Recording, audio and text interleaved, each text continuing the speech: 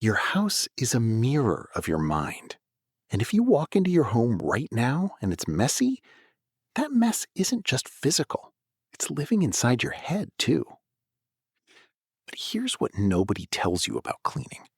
The problem was never the cleaning itself. The problem was the story you told yourself about it. That it takes too long, that you'll do it later, that it's not that important.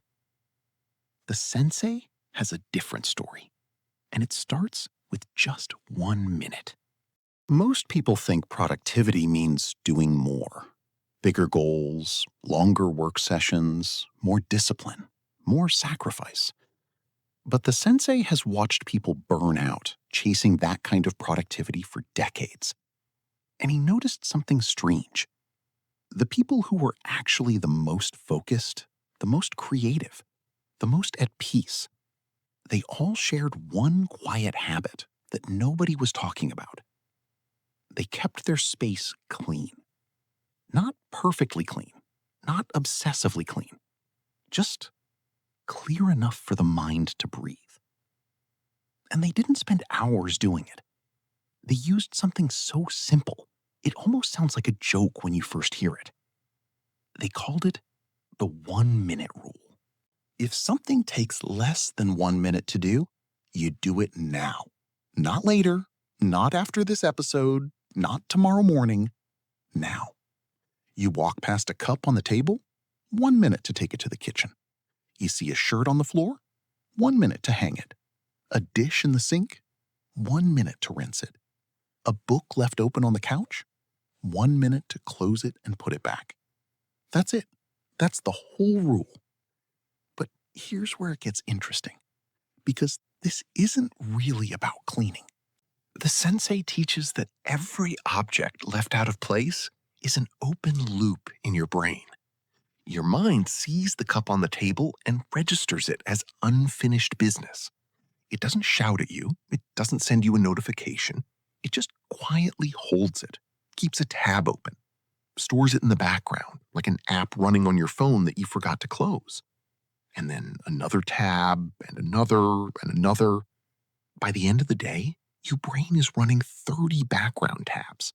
The cup, the shirt, the papers on the desk, the shoes by the door. And you wonder why you feel mentally exhausted, even though you didn't do anything particularly hard. You wonder why it's hard to focus, why you feel restless, why even sitting down to relax doesn't actually feel like rest. It's the open loops. They're draining your energy without you even noticing. The 1 minute rule closes those loops in real time, before they pile up, before they become a weight you carry without knowing you're carrying it. And when you start doing this consistently, something shifts. Not just in your space, in your mind.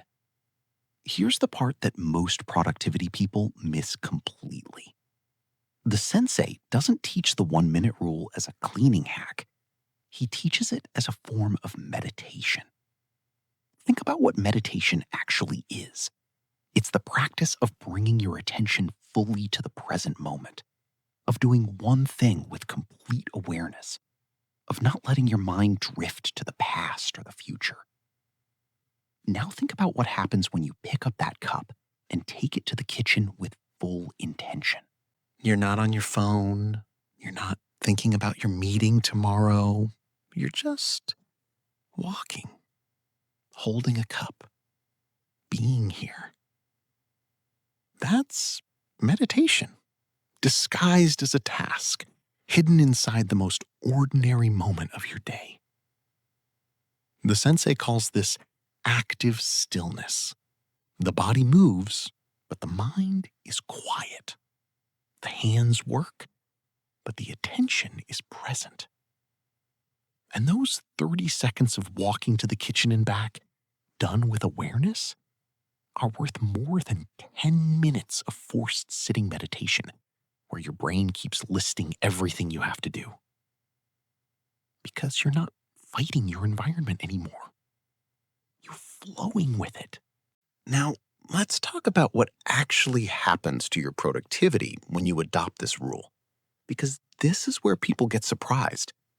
When your space is clear, your brain stops spending energy managing visual chaos, and that energy goes somewhere else. It goes to focus, to creativity, to the kind of deep thinking that actually moves your life forward. There's research that supports this. Physical clutter competes for your attention in ways you're not even conscious of. Every object in your visual field that's out of place is sending a tiny signal to your brain that says something is unresolved. And your brain, being the obsessive problem solver it is, keeps returning to those signals, even when you don't want it to. Clear the space. Clear the signal. Give your brain room to actually think. The sensei puts it this way: you cannot pour water into a full cup, and a cluttered mind, fed by a cluttered space, is already full before the day even begins. But here's where most people get it wrong when they first try this rule. They turn it into a performance. They start cleaning everything at once. They spend an hour reorganizing the entire apartment and call it the 1-minute rule. That's not it. That's just regular cleaning with a new name. The 1-minute rule lives in the in-between moments. When you're walking from the bedroom to the kitchen, you pick up the thing on the floor. When you finish your coffee, you rinse the cup immediately. When you take off your jacket, you hang it now, not in a pile on the chair. It's not a cleaning session. It's a way of moving through your space. And the reason it works where traditional cleaning advice fails is this: it removes the decision.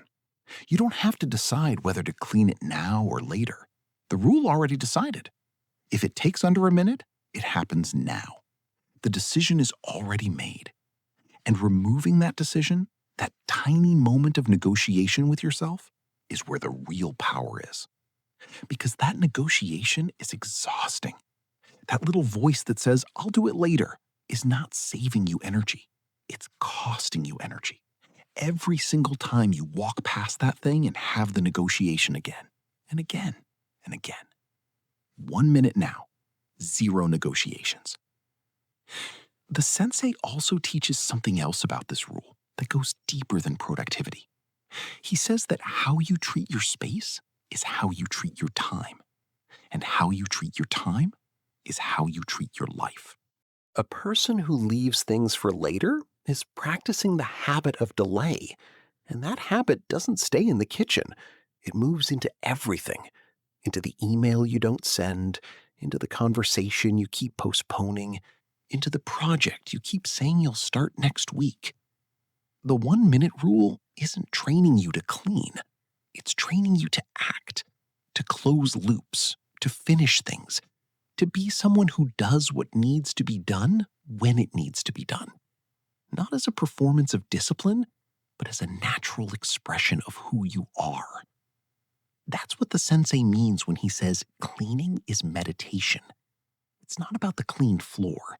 It's about the clean mind, the practiced presence, the quiet satisfaction of a person who is at peace with their environment because they are at peace with themselves. So here's where you start. Today, not next Monday, not after you finish this video and take a look around and feel overwhelmed. Right now, when this ends, find one thing, one object in your space that is out of place and takes less than 1 minute to fix. Pick it up, put it where it belongs. That's the whole practice for today. And then tomorrow, you do it again. And the day after. Not as a big cleaning project, not as a lifestyle overhaul. Just one thing, 1 minute, right now. The sensei doesn't promise you that this will change your life overnight. He promises something better. He promises that over time, you will become someone who doesn't leave things undone, someone who closes loops, someone whose space is clear because whose mind is clear. And from that place, from that quiet, clear, present place, everything else becomes possible. The water flows, the mind breathes, the work gets done. 1 minute at a time. If this hit different, the next video is already waiting for you.